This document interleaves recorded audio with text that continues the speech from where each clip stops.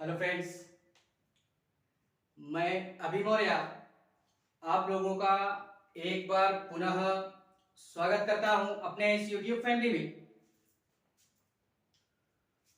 आज की क्लास में हम जो बात करने वाले हैं वो बात करेंगे उसी मिडिवल हिस्ट्री की। ठीक है, तो इससे पहले की जो भी सारी क्लासें हो चुकी हैं इस पूरे के पूरे मध्यकालीन इतिहास की श्रृंखला से रिलेटेड, उनमें से कुछ वीडियोस का लिंक आपको नीचे डिस्क्रिप्शन में मिल जाएगा। आप सहजता पूर्वक वहां से जाकर के पहले उन सारी क्लासों को देख लीजिएगा एंड तत्पश्चात आकर के इस क्लास में विजिट कीजिएगा। ठीक है, बाकी आज जो हम अध्ययन करने वाले हैं वो हमारे अध्ययन के दृष्टिकोण से बेहद और बेहद आवश्यक और जो भी सारा सिस्टम होगा हम इस क्लास के माध्यम से आप तक उन सारी बातों की चर्चा करेंगे। ठीक है, तो फिलहाल में पहले ये देखते हैं कि इससे पहले की क्लास में हम लोगों ने किन सारी बातों का जिक्र किया था आपके साथ में। ठीक है, तो फिलहाल में पहले इसके पहले की क्लास देखिएगा, उसके बाद आकर के इस क्लास में विजिट कीजिएगा। ठीक है, देखते हैं इसी में। इससे पहले हम लोग बात क्या कर रहे थे, तो मैं जो बात कर रहा था इस पूरे के पूरे मध्यकालीन इतिहास के अंतर्गत में वो बात कर रहा था दक्षिण भारत के इतिहास के संदर्भ में।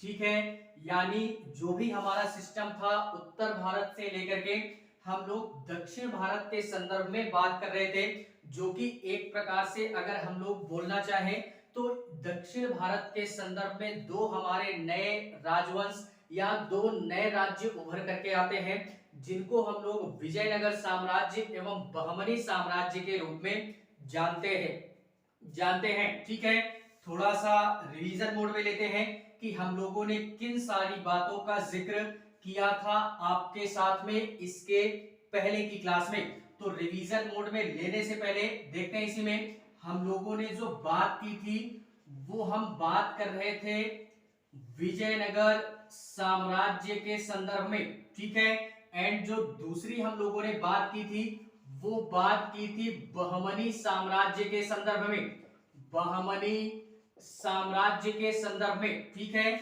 जो कि विजयनगर का भरपूर हम लोगों ने बड़े ही बेहतरीन तरीके से अध्ययन किया, तो उसकी भी क्लास का लिंक आपको नीचे डिस्क्रिप्शन में मिल जाएगा।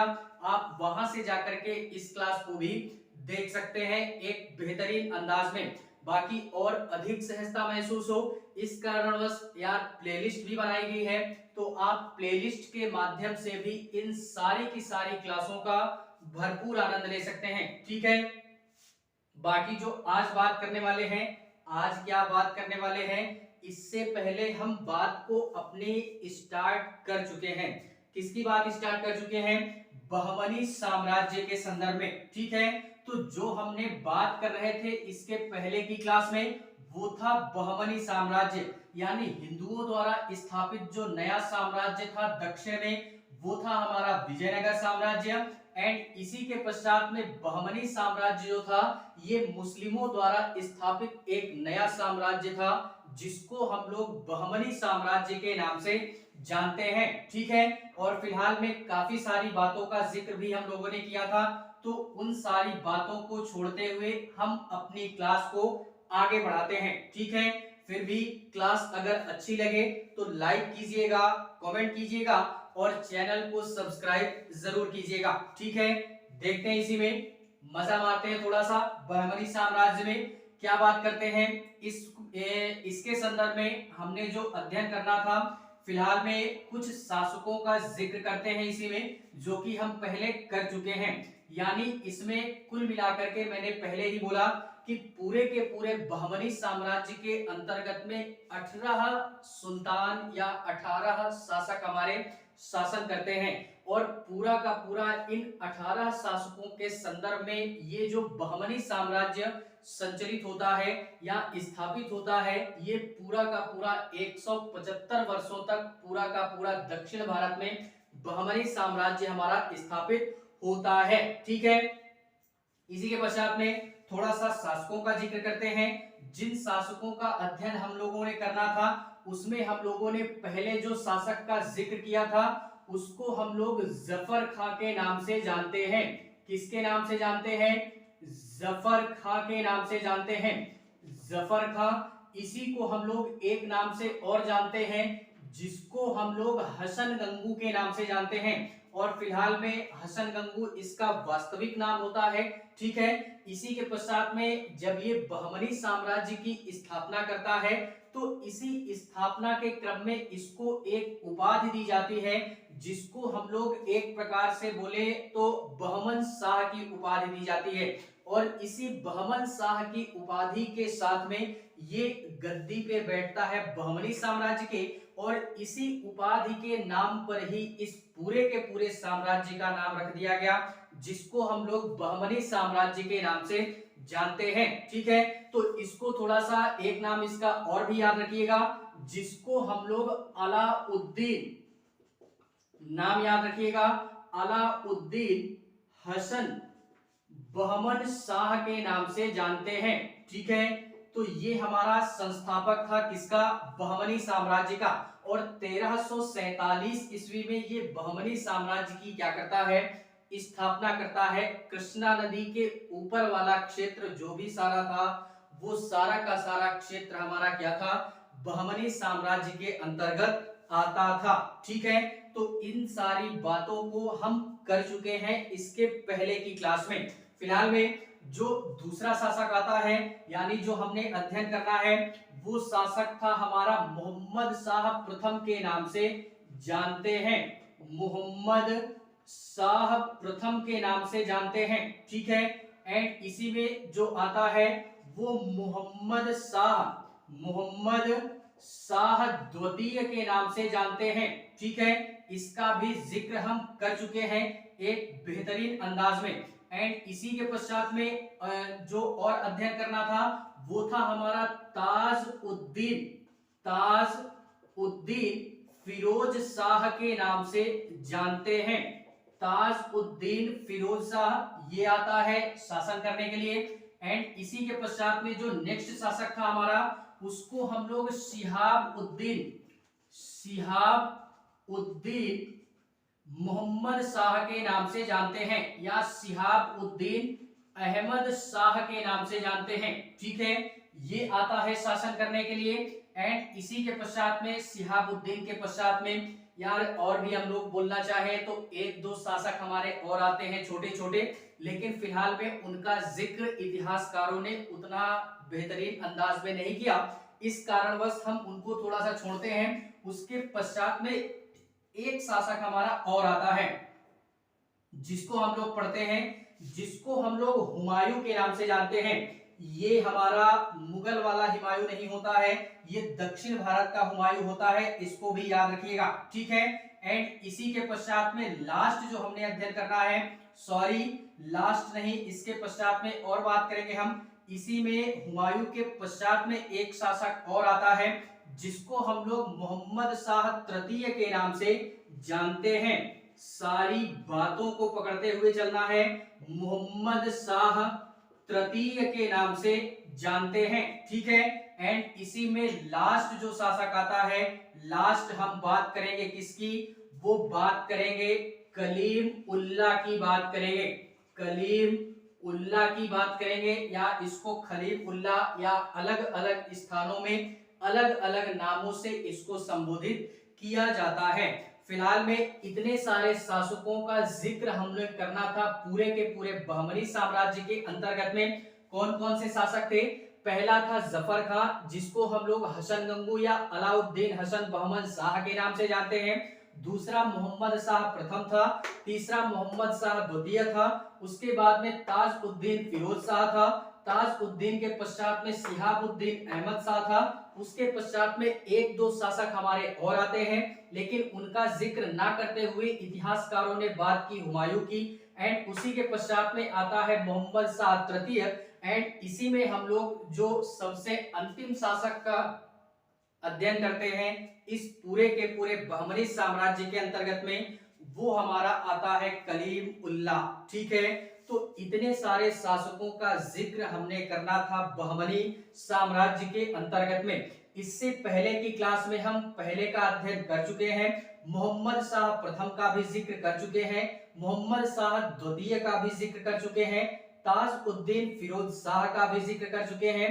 इसके पश्चात में आज जो हम अपनी क्लास को स्टार्ट करने वाले हैं वो शिहाबुद्दीन अहमद शाह से अपनी बात को हम आपके समक्ष पेश करेंगे। ठीक है, तो सारी बातों को देखते हुए चलिएगा और भरपूर आनंद लीजिएगा मेरे साथ में इस पूरे के पूरे मध्यकालीन इतिहास का, कि जो भी हमारे शासक आते हैं इस बहमनी साम्राज्य के अंतर्गत में वो कौन कौन से शासक होते हैं और फाइनली इनके द्वारा पूरे के पूरे बहमनी साम्राज्य के अंतर्गत क्या किया जाता है। ठीक है, फिलहाल में ये जितनी भी सारी क्लासें हम लोग अटेंड कर रहे हैं, इन क्लासों का अध्ययन करने के पश्चात में एक पुस्तक पढ़ने की आवश्यकता अवश्य है। ठीक है, केवल और केवल क्लास के अध्ययन करने से उद्धार होने वाला नहीं है। उद्धार अगर चाहिए तो उद्धार की प्राप्ति के लिए एक किताब का अध्ययन जरूर कीजिएगा, लेकिन पहले क्लास को अटेंड कीजिएगा, उसके पश्चात में किताब का अध्ययन कीजिएगा। ठीक है, देखते हैं इसी में शिहाबुद्दीन अहमद शाह ये कब शासक बनता है। तो शिहाबुद्दीन अहमद शाह जो होता है ये बहमनी साम्राज्य की गद्दी में 1422 ईस्वी से लेकर के 1422 ईस्वी से 1436 ईस्वी के मध्य में ये हमारा क्या होता है, शिहाबुद्दीन अहमद शाह ये बहमनी साम्राज्य की सत्ता को संभालता है और फिलहाल में काफी सारे कार्य करता है। लेकिन थोड़ी सी हम छोटी छोटी बातों का जिक्र करेंगे जो कि इस शिहाबुद्दीन के द्वारा पूरे के पूरे बहमनी साम्राज्य में किया गया। सर्वप्रथम ये शिहाबुद्दीन अहमद शाह, इसके संदर्भ में बहुत सारी बातें प्रचलित हैं इतिहास के संदर्भ में कि मध्यकाल के इतिहास में शिहाबुद्दीन अहमद शाह पूरे के पूरे दक्षिण भारत में यह बहमनी साम्राज्य का एकमात्र ऐसा सुल्तान था, एकमात्र ऐसा शासक था जिसने कि अपने दरबार में एक प्रकार से बोले न्याय की व्यवस्था में बड़े ही बेहतरीन अंदाज से संचालित करता था। यानी अर्थात एक प्रकार से अगर मैं बोलना चाहूं तो ये जो शिहाबुद्दीन अहमद शाह होता है ये अपने दरबार में एक प्रकार से न्याय की व्यवस्था को एक बेहतरीन अंदाज में संचालित करता है। यानी न्याय में किसी भी प्रकार की कोई धोखाधड़ी नहीं होती थी। ये न्याय के लिए काफी प्रचलित था। अपने दरबार में अपने शासन काल के दौरान में और अपने प्रजाओं के बीच में ये बड़ा ही न्यायप्रिय राजा था। ठीक है, तो इसको हमने क्या करना है कि याद रखना है कि शिहाबुद्दीन जो था ये न्यायप्रिय शासक था, जिस कारणवश इसको एक प्रकार से बोले तो एक नाम दिया जाता है। क्या नाम दिया जाता है? संत अहमद शाह के नाम से जाना जाता है। किस नाम से? यानी संत अहमद शाह के नाम से जानते हैं। और ये इतना मतलब एक प्रकार से बोले इतना प्रसिद्धि प्राप्त करता है न्याय के दृष्टिकोण से कि यार सारे लोग जान जाते हैं कि जो भी हमारा शिहाबुद्दीन सुल्तान है या शासक है ये न्यायप्रिय शासक है। अगर हम अपनी बातों को लेकर के इन सुल्तान के पास में जाते हैं तो जाहिर सी बात है इनके समक्ष अगर हम अपनी बातों को पेश करेंगे तो ये हमारी बातों को सुनेंगे और हमको इतना विश्वास है कि ये मतलब पक्ष और विपक्ष दोनों की बातों को सुनने के पश्चात में ही न्याय करेंगे और न्याय इतने बेहतरीन अंदाज में करेंगे कि वो हमारा न्याय एक प्रकार से बोले तो न्यायिक पक्ष के तौर पे ही होगा। वो किसी के भी भेदभावपूर्ण मतलब एक प्रकार से न्याय नहीं करते थे। ठीक है, शिहाबुद्दीन अहमद शाह जिस कारणवश इनको संत अहमद शाह के नाम से जाना गया और एक नाम इनको और दिया गया संत अहमद वली के नाम से जाना गया। किस नाम से जाना गया? तो इसको भी याद रखिएगा कि इसी न्याय के उद्देश्य से जो भी सारे कार्य इन लोगों ने किए तो इनको एक नाम दिया गया या एक प्रकार से बोले तो इनको एक उपाधि दी गई जिनको हम लोग संत अहमद वली के नाम से जानते हैं। संत अहमद वली के नाम से जानते हैं। वली शब्द एक प्रकार का इनका टाइटल था, जो कि न्याय के उद्देश्य से इनको दिया गया था कि यह एक न्यायप्रिय शासक है, जो कि अपने दरबार में ये किसी भी प्रकार का कोई भेदभावपूर्ण न्याय नहीं करते थे। इसी कारणवश इनको एक उपाधि दी गई वली की, जो कि इनको पूरा नाम दिया गया संत अहमद वली। ठीक है, तो इसको भी हमने याद रखना है। इसी के पश्चात में 1425 ईस्वी में इन्होंने क्या किया था कि इससे पहले हम लोग अध्ययन कर चुके हैं कि जो भी हमारे संस्थापक थे हसन गंगू या जफर खाजी, इन्होंने क्या किया था कि बहमनी साम्राज्य की स्थापना के क्रम में इन्होंने अपने शासन काल के दौरान में साम्राज्य को सुदृढ़ीकरण और मजबूतीकरण भी प्रदान किया। इसके साथ साथ में इन्होंने जो अपनी राजधानी बनाई वो गुलबर्गा को बनाई थी। ठीक है, लेकिन जब ये हमारे एक प्रकार से बोले तो अहमद शाह जी आते हैं तो ये राजधानी को परिवर्तित करते हैं, राजधानी बदल करके ये 1425 में, कब 1425 में ये एक नई राजधानी बनाते हैं जिनको हम लोग मोहम्मदाबाद के नाम से जानते हैं। ये नई राजधानी बनाते हैं अपने समय में, जिसको हम लोग मोहम्मदाबाद के नाम से जानते हैं। ठीक है, इसको भी हमने याद रखना है, मोहम्मदाबाद के नाम से जानते हैं। ठीक है, तो इतनी सारी बातें हमने याद रखनी है किसके संदर्भ में। ये फिलहाल में यार उतना महत्वपूर्ण हमारा चैप्टर नहीं था, लेकिन फिर भी हमने इस उद्देश्य से पढ़ना था कि दक्षिण भारत में भी हमारे नए साम्राज्य उभरते हैं, तो उन साम्राज्य के अध्ययन के दृष्टिकोण से हमने थोड़ा सा अपनी एक बौद्धिक समझ विकसित करनी है। ठीक है, तो इतनी सारी बातें शिहाबुद्दीन अहमद शाह जी के संदर्भ में याद रखनी है। इसी के पश्चात में एक दो छोटे छोटे शासक और आते हैं, लेकिन वो उतना महत्वपूर्ण नहीं थे। इसके पश्चात में आते हैं हुमायूं, जो कि हमारा एक प्रकार से बोले तो दक्षिण भारत का सबसे क्रूर शासक था हमारा, जिससे प्रजा डरी रहती थी हमेशा और हमेशा। यानी यह एक प्रकार से बोले तो क्रूर शासक था, और इसको एक उपाधि के नाम से जाना गया कि दक्कन के नीरव के नाम से जाना गया। किस नाम से जाना गया? यह इतना क्रूर शासक था कि इसको एक उपाधि दी गई, जिसको हम लोग दक्कन के नीरव के नाम से जानते हैं। ठीक है, और ये भी याद रखिएगा कि सबसे क्रूर शासक हमारा पूरे के पूरे दक्षिण भारत में बहमनी साम्राज्य में कौन होता है? तो वो हुमायूं होता है। ठीक है, और इतना ही नहीं, ये यार काफी सारे कार्य करता है प्रजाओं के संदर्भ में। इसी कारणवश ये थोड़ा सा उतना घुला मिला टाइप में बोले ना कि प्रजाओं के साथ में उतना ये हेल मेल टाइप में नहीं था, बड़ी ही क्रूरता थी इसके न्याय में, इसके शासन में। ठीक है, तो इसी कारणवश इसको थोड़ा सा एक नाम और दिया गया, दक्कन के नीरव के नाम से जानते हैं। और इतना ही नहीं, पूरे के पूरे दक्षिण भारत का हुमायूं जो था यह एक क्रूर शासक के तौर पे उभर करके आता है। इसी के पश्चात में आता है हमारा मोहम्मद शाह तृतीय, जो कि एक प्रकार से बोले हुमायूं के पश्चात में भी एक दो शासक हमारे और आते हैं, लेकिन उनका भी जिक्र हम नहीं करते हैं। ठीक है, जो हमारे अध्ययन के दृष्टिकोण से महत्वपूर्ण होगा उसी का जिक्र हम यहाँ पे करने वाले हैं। मोहम्मद शाह तृतीय, जो कि एक प्रकार से बोले इसका जो शासनकाल होता है वो 1463 ईस्वी से लेकर के 1463 ईस्वी से लेकर के ये शासन कब तक करता है? तो 1463 से 1482 या 92 ईस्वी तक करता है। इसको भी याद रखिएगा, 1482 ही लिखते हैं। 1482 ईस्वी के मध्य में ये हमारा कौन शासक करता है? मोहम्मद शाह तृतीय। और ये थोड़ा सा पढ़ने यानी अध्ययन के दृष्टिकोण से हमारा बेहद और बेहद महत्वपूर्ण हो जाता है। ऐसा क्यों? ऐसा इस कारणवश कि ये जो मोहम्मद शाह तृतीय होता है, इसके समय में यार काफी सारी बातें होती हैं। इसके समय में एक वजीर की नियुक्ति की जाती है, और उस वजीर को महमूद गवा के नाम से जानते हैं। यानी एक वजीर की नियुक्ति करता है कौन?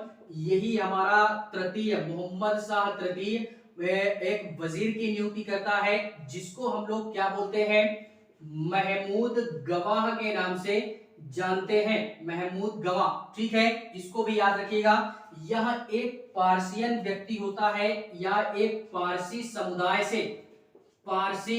समुदाय से संबंधित था ये, और ये बेसिकली हमारे भारत का नहीं था, ये ईरानी क्षेत्र से आता है, यानी पर्शियन क्षेत्र से आता है।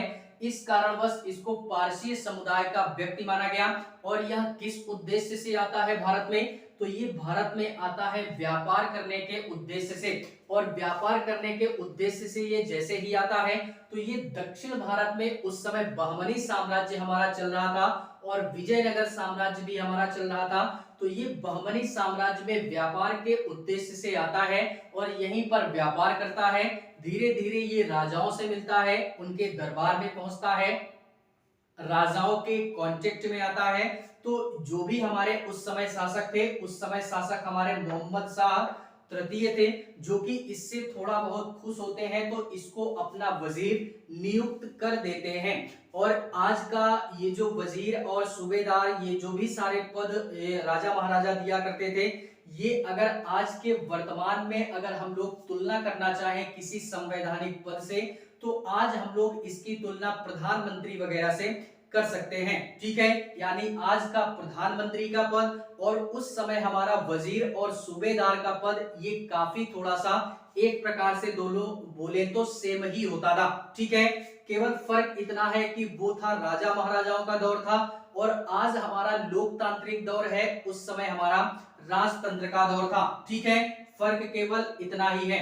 तो ये जब जैसे ही वजीर नियुक्त होता है, तो ये पूरा का पूरा शासन का जो कार्यभार होता है, ये महमूद गवाह के अंडर में चलने लगता है। यानी सारी की सारी गतिविधियां शासन प्रशासन से रिलेटेड वो अब मोहम्मद शाह तृतीय ना करके, मोहम्मद शाह तृतीय केवल नाम मात्र का उस समय शासक रह जाता है। पूरा का पूरा जो शासन और प्रशासन का कार्यभार होता है, वो हमारे वजीर अर्थात महमूद गवाह के अंडर में चलने लगता है।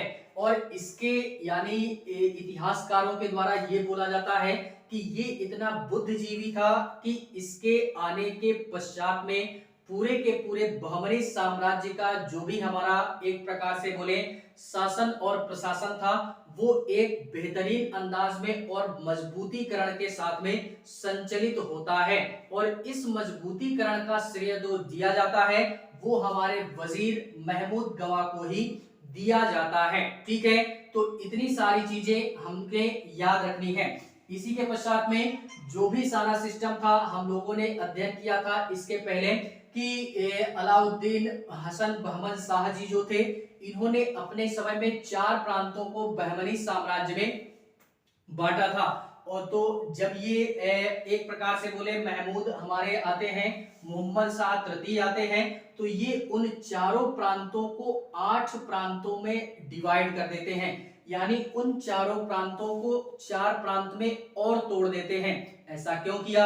ऐसा इस कारणवश किया कि शासन और प्रशासन थोड़ा सा आसान हो जाए और मजबूत हो जाए, शासन को संचालित करना आसान हो जाए और प्रशासन को संचालित करना या साम्राज्य को और मजबूतीकरण प्रदान किया जा सके।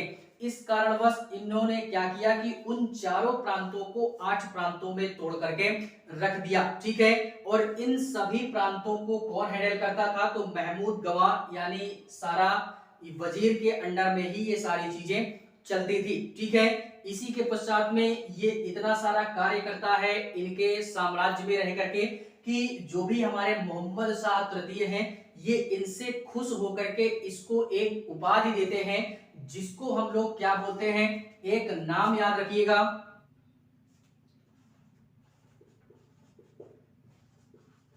ख्वाजा जहां के नाम से जानते हैं। ठीक है, ये उपाधि दी गई थी। किसको उपाधि दी गई? ये उपाधि दी जाती है महमूद गवाह को। कौन देता है? मोहम्मद शाह तृतीय देता है, खुश होकर के, क्योंकि ये बेचारा एक प्रकार से बोले एक तो बाहर से आया था, इंडिया के बाहर का था, वो ऐसा यात्री के तौर पे आता है और राजा महाराजा खुश हो जाते हैं, तो इसको अपना एक वजीर नियुक्त कर देते हैं, जिससे कि ये उनके प्रशासन को एक बेहतरीन अंदाज में संचालित करता है।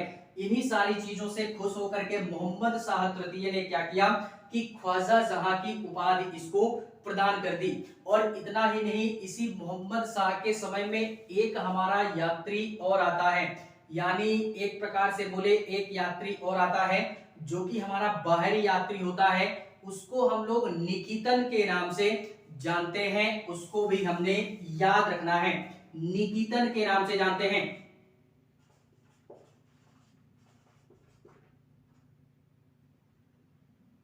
निकितन के नाम से जानते हैं। ये भी हमारा एक प्रकार से बोले किसके साम्राज्य में आता है, तो बहमनी साम्राज्य में हमारा आता है कौन, निकितन। ये होता कौन है, तो यह भी एक प्रकार से ये पारसी यात्री था, पारसी समुदाय से बिलोंग करता था, लेकिन ये जो था ये हमारा रूसी यात्री था। कौन था, रूसी यात्री था, यानी रूस से ये आता है भारत में यात्रा करने के पश्चात में, यानी यात्रा करने के लिए आता है और यात्रा करते ही ये कहां पे पहुंचता है, बहमनी साम्राज्य में। तो ये सारा सिस्टम याद रखना है हमको कि बहमनी साम्राज्य में कौन कब आता है, कहां का यात्री होता है, उस समय किस राजा का या शासक का शासनकाल चल रहा होता है और किस क्षेत्र में आता है।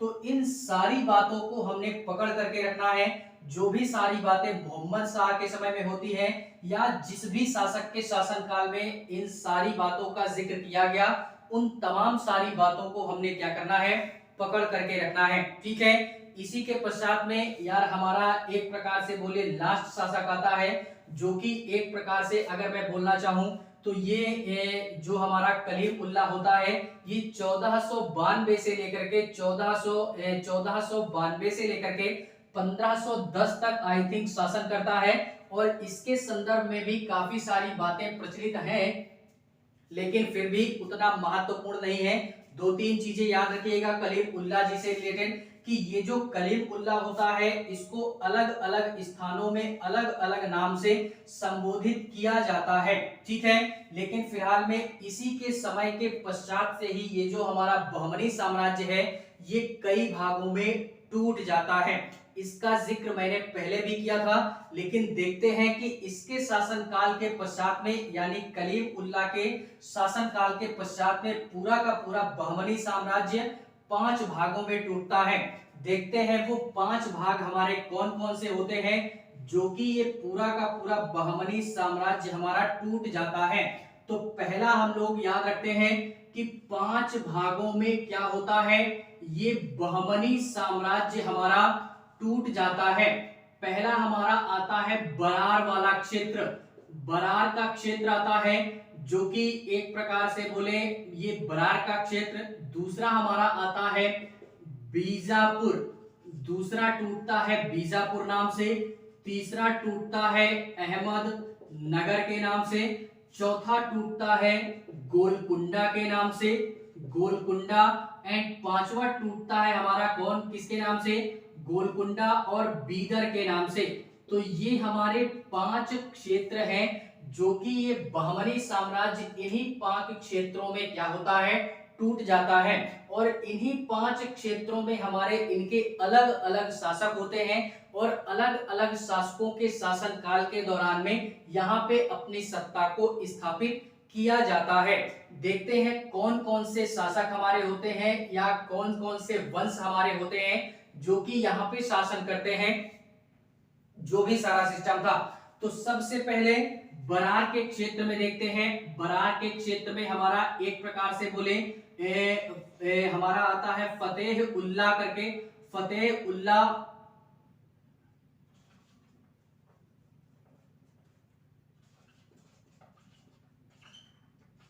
फतेह उल्लाह इमाद शाह, इमाद शाह के नाम से जानते हैं। ये शासक का नाम है, शासक का नाम एक प्रकार से बोले तो बरार जो क्षेत्र था ये किस शासक के द्वारा स्थापित किया गया, फतेह उल्लाह इमाद शाह। और ये जो फतेह उल्लाह इमाद शाह था ये किस वंश से संबंधित था, तो ये हमारा इमाद शाही वंश से संबंधित था। इसको भी याद रखना है, इमाद शाही वंश से संबंधित संबंधित था ये, यानी इमाद शाही वंश का एक शासक था फतेह उल्लाह इमादत शाह, जो कि बरार वाले क्षेत्र पे अपनी सत्ता को क्या करता है, स्थापित करता है। एंड दूसरा दूसरा इसी में आता है बीजापुर। बीजापुर में अगर हम लोग बात करें तो कौन सा शासक था, तो वो शासक था हमारा आदिल शाह के नाम से, आदिल शाह के नाम से जानते हैं। और ये जो आदिल शाह होता है ये किस वंश से संबंधित था, तो ये वंश से संबंधित था आदिल शाही वंश से। आदिल शाही वंश हमारा कहां पे चलता है, बीजापुर में, जो कि आदिल शाह वहां के क्या होते हैं, शासक होते हैं बीजापुर के। ठीक है, इसी के पश्चात में अहमदनगर आता है। अहमदनगर यहाँ का जो शासक होता है वो शासक होता है एक प्रकार से बोले मलिक अहमद के नाम से जानते हैं, मलिक अहमद के नाम से जानते हैं। और यह जो मलिक अहमद होता है ये किस वंश से संबंधित था, तो ये अहमद शाही वंश से संबंधित था, इसको भी याद रखना है, अहमद शाही वंश से संबंधित था। ठीक है, इसी के पश्चात में गोलकुंडा आता है। गोलकुंडा जो कि कुली कुतुब शाही वंश से संबंधित था, कुली कुतुब शाह नाम का शासक इसकी स्थापना करता है। और ये किस वंश का होता है, तो ये होता है कुतुब शाही वंश, कुतुब शाही वंश से हमारा क्या होता है, संबंधित होता है। एंड लास्ट जो हमने आता है ये बीदर। बीदर जो आता है, इस बीदर में हमारा लास्ट एक प्रकार से बोले तो इसमें भी हमने याद रखना है अमीर अली बरीद के नाम से जानते हैं शासक का नाम। और किस वंश से संबंधित था, तो ये बरीद वंश से संबंधित था। किससे, बरीद वंश से संबंधित था हमारा कौन, बीदर जो क्षेत्र था।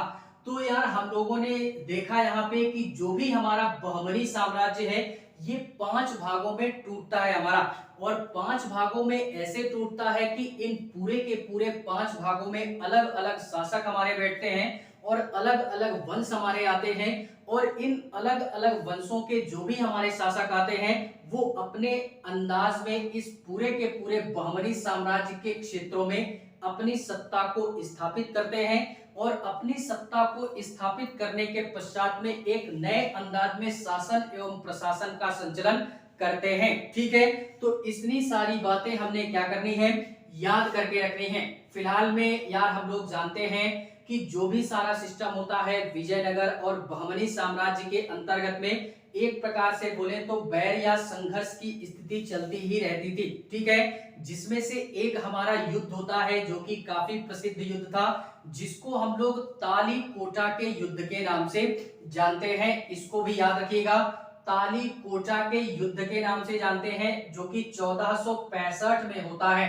ठीक है, इसको भी हमने याद रखना है। ताली कोटा का युद्ध, ताली कोटा का युद्ध हमारे होता है, ताली कोटा का युद्ध हमारे होता है। इतनी सारी चीजें हमने याद रखनी है।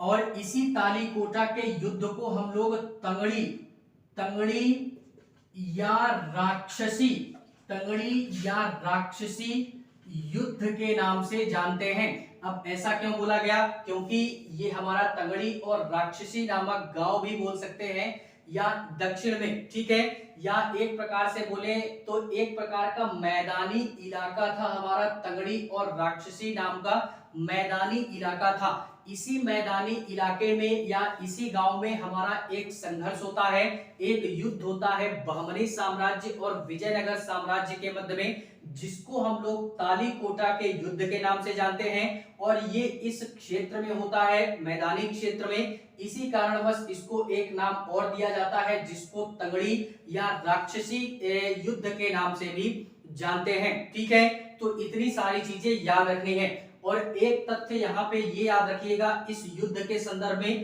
कि इस युद्ध में बहमनी साम्राज्य के 5 वंश थे। ठीक है, यानी 5 भागों में टूटा था। इन 5 में से 4 वंश एक तरफ और पूरा का पूरा विजयनगर एक तरफ, इनमें से ये जो हमारा एक प्रकार से बोले बीदर जो था, सॉरी बरार जो था, ये बरार क्षेत्र या बरार वंश के जो भी लोग थे या बरार क्षेत्र के जो भी लोग थे, इन्होंने इस तालीकोटा के युद्ध में भाग नहीं लिया था। बाकी बचे जो 4 हमारे क्षेत्र थे, इन लोगों ने बहमनी साम्राज्य की ओर से इस पूरे के पूरे तालीकोटा के युद्ध में भाग लिया था। अब ये बरार वाला क्षेत्र क्यों भाग नहीं लेता है, यही 4 क्यों लेते हैं, 5वां क्यों नहीं लेता? ये 5वां थोड़ा सा गुस्सा हो जाता है। गुस्सा क्यों होता है? गुस्सा इस कारणवश हो जाता है कि यार बरार और गोलकुंडा, हम लोगों ने गोलकुंडा का भी पढ़ा, तो ये जो गोलकुंडा था, ये गोलकुंडा से इसका आपस में संघर्ष चलता रहता था। तो जिससे कि जब भी हमारा एक युद्ध हमारा गोलकुंडा का भी हुआ था, ठीक है, जो कि कुतुब शाह के नेतृत्व में हुआ था और विजयनगर में हुआ था, तो गोलकुंडा का साथ उस समय बरार ने नहीं दिया था। तो जिस कारणवश बरार यहाँ पे क्या होता है कि हट जाता है पीछे, और यहाँ पर बहमनी की तरफ से हमारे चारों भाग लेते हैं, 5वां हमारा बरार भाग नहीं लेता है। ठीक है, तो इसी कारणवश बरार ने भाग नहीं लिया था इस तालीकोटा के युद्ध में। बाकी 4 के चारों क्षेत्र हमारे इस युद्ध में भाग लेते हैं। ठीक है, तो इस तालीकोटा के युद्ध को भी हमने क्या करना है, याद करके रखना है। इन सारी चीजों के पश्चात में ये जो हमारे 4 के चारों क्षेत्र होते हैं, इनका अस्तित्व धीरे धीरे समाप्त हो जाता है, और इन्हीं अस्तित्व के समाप्त होने से बाद में हमारी मुगलिया सल्तनत भी यहाँ पर कब्जा करती है। एक एक शासक हमारे मुगल वंश के आते हैं, जो कि यहाँ पे भी इन सारे क्षेत्रों में अपनी सत्ता को स्थापित करते हैं, और बाकायदा मुगलिया सल्तनत में इन सारे क्षेत्रों को मिला लेते हैं, और बाद में उन मुगलिया सल्तनत से के पश्चात में उन सारे क्षेत्रों को अंग्रेजों के द्वारा छीना जाता है, और फिलहाल में वो अंग्रेजों के अंडर में चलने लगता है। तो वो बाद की सारी बातें हैं, उनका जिक्र भी हम करेंगे, लेकिन थोड़ा सा जिक्र यहाँ पे ये करते हैं कि इन क्षेत्रों को कब मतलब इनका अस्तित्व समाप्त होता है। तो एक प्रकार से बोलना चाहे 1516 ईस्वी में बरार को किसने जीता था? बरार को जीता था अहमदनगर ने। बरार को किसने जीता? अहमदनगर ने। कब जीता?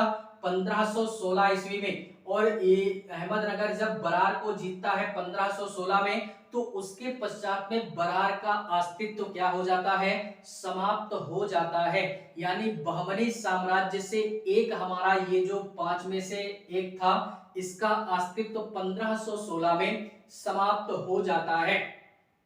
इसी के पश्चात में आता है ये हमारा बीजापुर आता है। बरार का अस्तित्व समाप्त हो जाता है। उसके पश्चात में आता है बीदर हमारा। ये जो बीदर होता है, इसका अस्तित्व भी समाप्त होता है आगे चल के शायद 1619 में। ठीक है, 1619 में ये बीदर का अस्तित्व भी समाप्त हो जाता है। एंड इसी के पश्चात में बीदर के पश्चात में अहमदनगर आता है।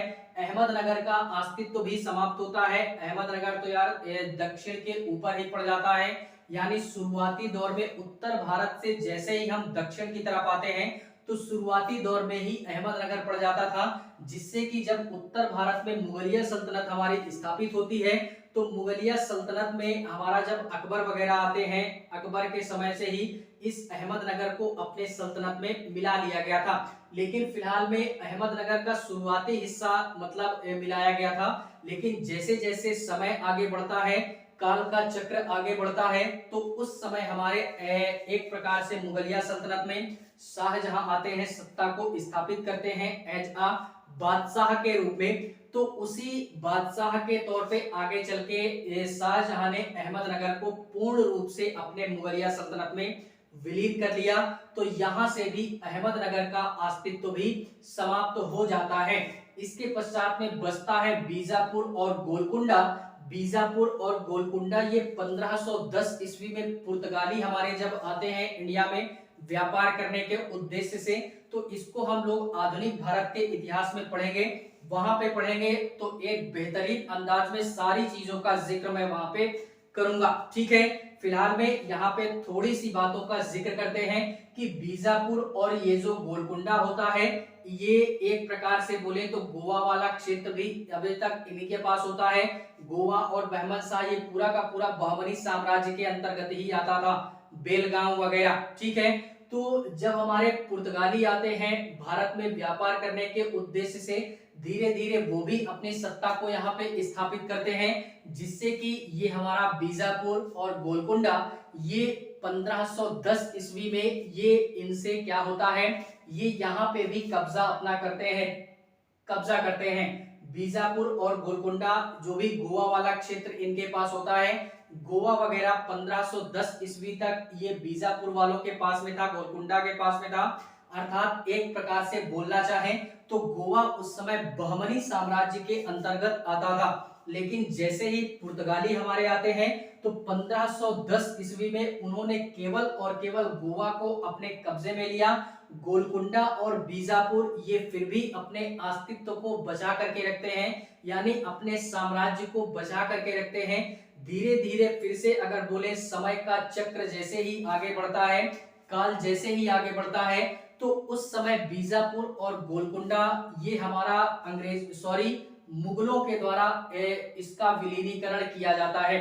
मुगलों के द्वारा कैसे, मैंने पहले ही बोला कि मुगलिया सल्तनत भी कोई कम नहीं थी।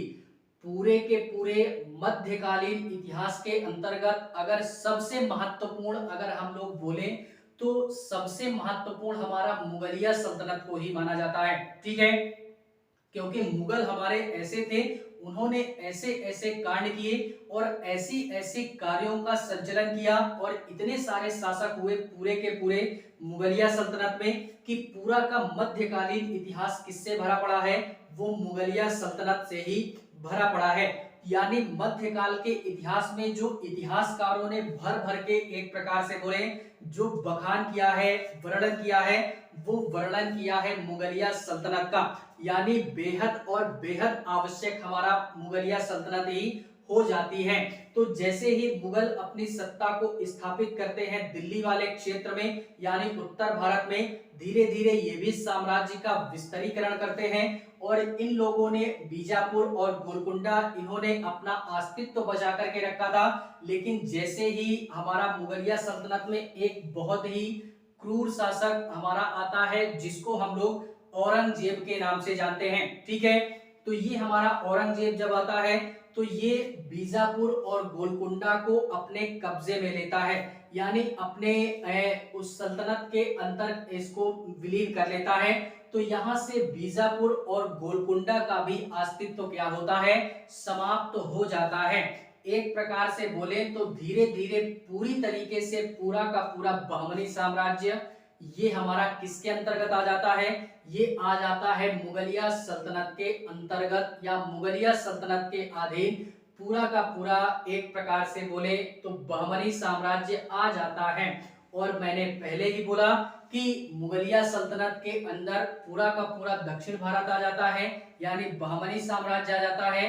इसके पश्चात में मुगलों के पश्चात में अंग्रेज आते हैं, उसके पश्चात में उन सारे क्षेत्रों को मुगलों से कौन छीनता है, तो वो अंग्रेज वगैरह छीन लेते हैं। यानी अंग्रेजों के अधीन वो पूरा का पूरा शासन एवं प्रशासन इन सारे क्षेत्रों का चलने लगता है। तो उसको फिलहाल में हम लोग आधुनिक भारत के इतिहास में अध्ययन करेंगे, ठीक है।